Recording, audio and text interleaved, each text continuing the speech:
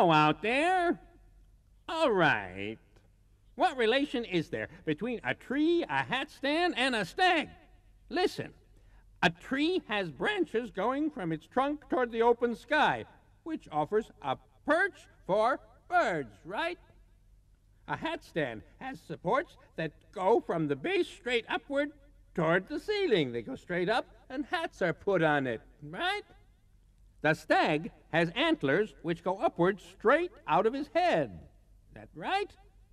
But why does the stag have antlers?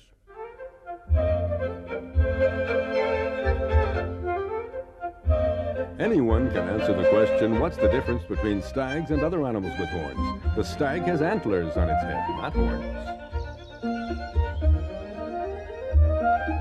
In the stag family, only the gentlemen are endowed with this ornament, but not all year long. Only during the mating season, the period during which they do everything they can to please the does.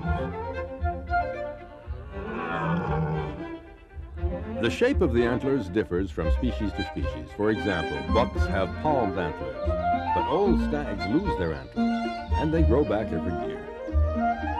During the first years of the stag's life, the antlers grow in size and in number of points. The points are in fact the branches of the antlers. By counting them, one knows the stag's age.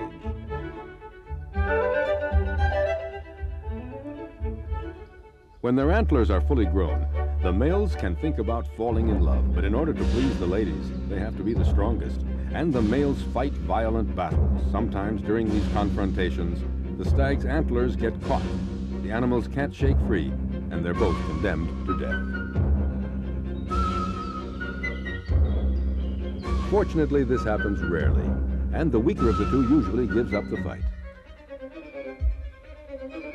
Once the mating season is over, the stags lose their antlers. If you go walking through the woods, it's not uncommon to find them lying among the dead leaves.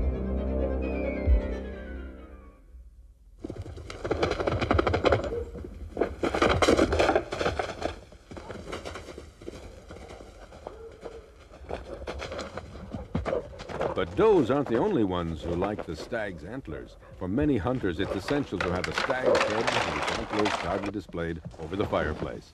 Because of this race for trophies, stags almost became extinct in numerous countries. Fortunately, today, stags are protected, and this handsome gentleman can court his lady without being disturbed.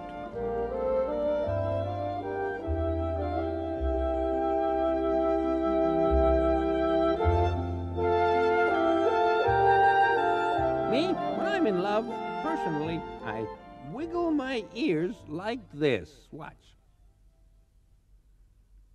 And if it's really love at first sight, I feel like this. I know that certain humans put gel or hairspray on their hair, put perfume on and dress up. There are those who offer flowers to people who don't even eat them. Others pace back and forth for someone who isn't going to show up at all. Others can't talk about love without dining in candlelight. Now, but how do animals court each other? I wonder.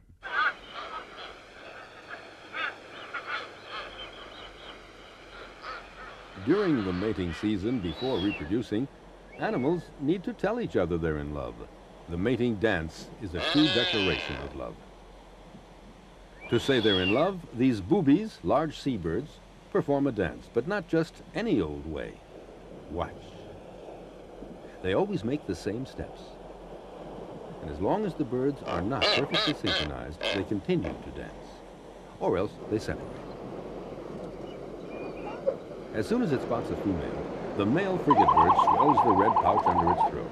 At the same time, it waves its spread wings frantically and emits incessant little cries, a way of saying to its partner, "Look how handsome I am." And if she joins him on the branch, he's got it made.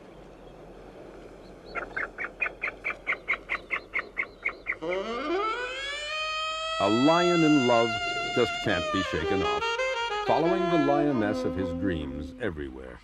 He doesn't let her out of his sight, and he's constantly showering her with tenderness. And this can go on for days.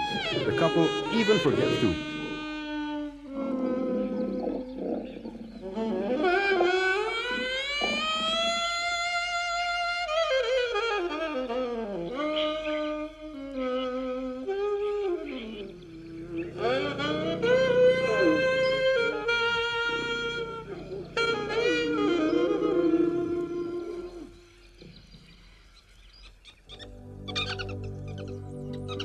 The social weaver, this tiny African bird, doesn't dance, nor does it have pretty colors. To attract a female, its only trump card is its house. The gentleman invites the lady to visit his nest. If she likes it, she stays. She even stays all her life because social weavers are faithful and love one another until they die.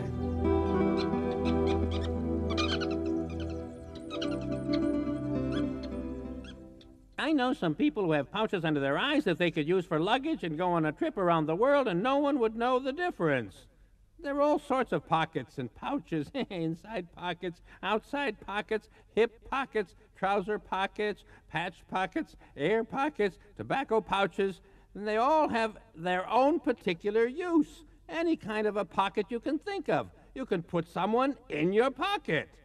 And that includes the kangaroo's pouch. When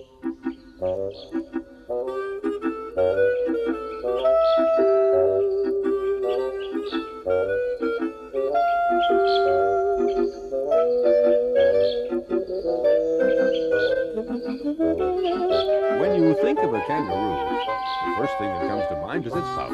Yet when the famous navigator James Cook discovered the kangaroo on the Australian continent in 1770, he described it only as a rabbit that stood on its hind legs and bounded like a stag.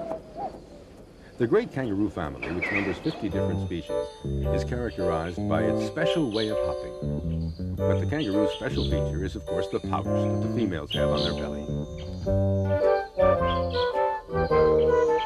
When a baby kangaroo is born, it's helpless, a tiny, fragile animal less than 5 centimeters in length, and weighs only a few grams. And if this one is already big, a few weeks ago, it looked more like a pink caterpillar than a kangaroo.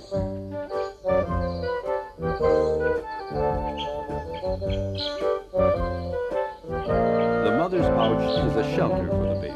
Totally safe, it will be able to gain strength and to finish growing.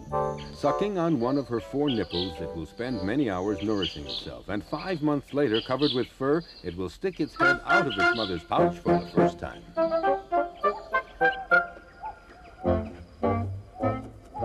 When it's 200 days old, it takes its first steps without its mother, and finally looks like a real kangaroo, but in miniature, since it only weighs 4 kilos. The young kangaroo stays with its mother for a year.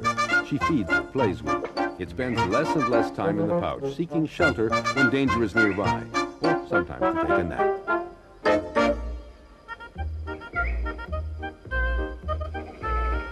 The kangaroo is not the only mammal with a pouch. Other animals, like the koala, have one too.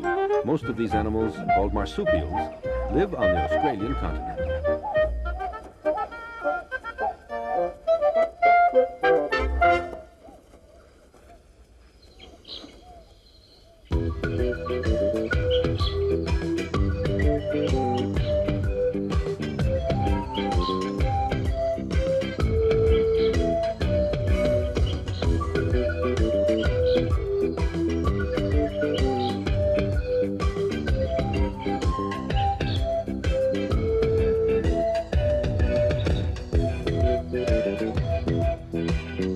About a stork.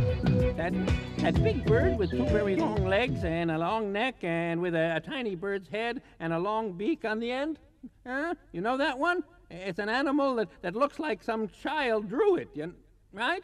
Okay. Well, I think I have a theory about the nests that they build on the top of chimneys. I think it's because it allows them to sit comfortably without having to fold their long legs. No, listen, they can just dangle them down the chimney and they can relax. Do you think they nest there for any other reason?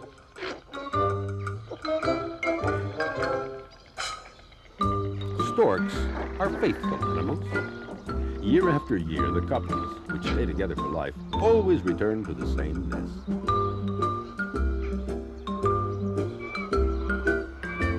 Storks' nests are very big and made with everything the storks can find: branches, manure, rags, even newspapers. These nests can weigh up to 50 kilos, especially since the storks add to them every year.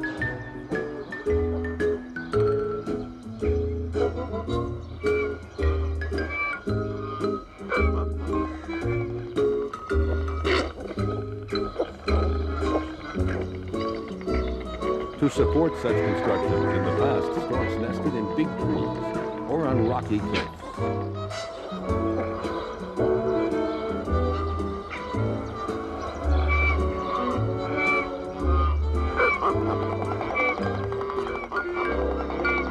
But when they discovered human dwellings, they immediately found that chimneys would be perfect for their nests.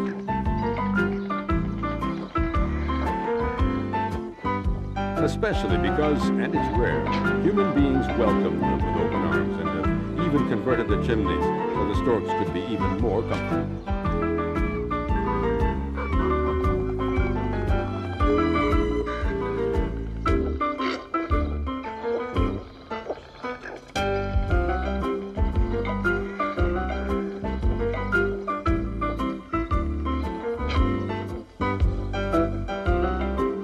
And for centuries now, storks have returned every year to the same nest.